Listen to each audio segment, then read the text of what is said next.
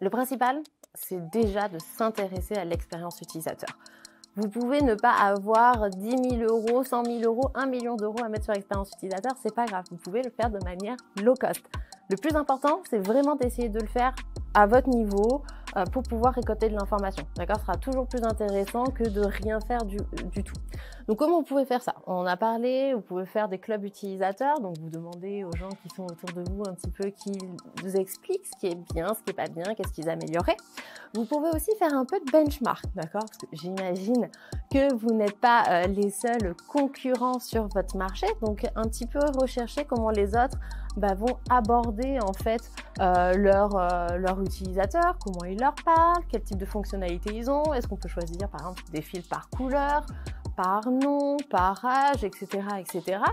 Et voir un petit peu ce qu'ils proposent. Ça va vous permettre du coup de mapper un petit peu vous où vous vous positionnez avec votre produit versus la concurrence. Parce que l'objectif quand même, vous êtes d'accord ?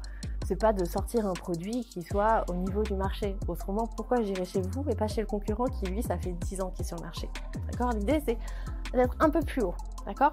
De réfléchir, de voir ce que les autres proposent pour vous, du coup, proposer un petit peu plus. Et comme ça, vous devenez un produit, un site internet qu'on va voir, qu'on va nécessairement avoir besoin de voir pour aller chercher cette information qu'il n'y a pas ailleurs. Donc, un petit benchmark, d'accord, simplement, des tests des clubs utilisateurs avec des personnes autour de vous. Et puis, il y a plein de petites informations qui traînent sur Internet. Le design pour les nuls. Vous n'êtes pas designer, c'est pas votre métier principal. Mais par contre, la beauté, ça permet quand même clairement de faire jouer les choses. D'accord ? Si, quand vous rencontrez une personne, vous rencontrez pas son intérieur. On est bien d'accord. D'abord, vous la voyez physiquement, à quoi elle ressemble, et si cette personne elle vous plaît, vous allez entamer la discussion. Et bien là, c'est pareil. Quand on va sur un site internet, on y reste entre 2 secondes et 10 secondes. Et les personnes qui restent plus de 10 secondes, c'est les personnes qui vont vraiment rester sur votre site internet.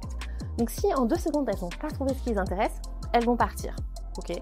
Donc si déjà votre design, il est pas très joli, elles vont partir parce que vous allez être un peu un site internet qui paraît peut-être un peu frauduleux, sur lequel on va pas avoir confiance. Donc vous avez plein d'outils sur internet aujourd'hui qui vous permettent du coup de créer des designs graphiques, d'avoir quelque chose de joli. Et donc du coup, entre ça, le club utilisateur et tout ce qui se trouve autour, vous allez pouvoir créer un site internet qui est adapté à vos utilisateurs.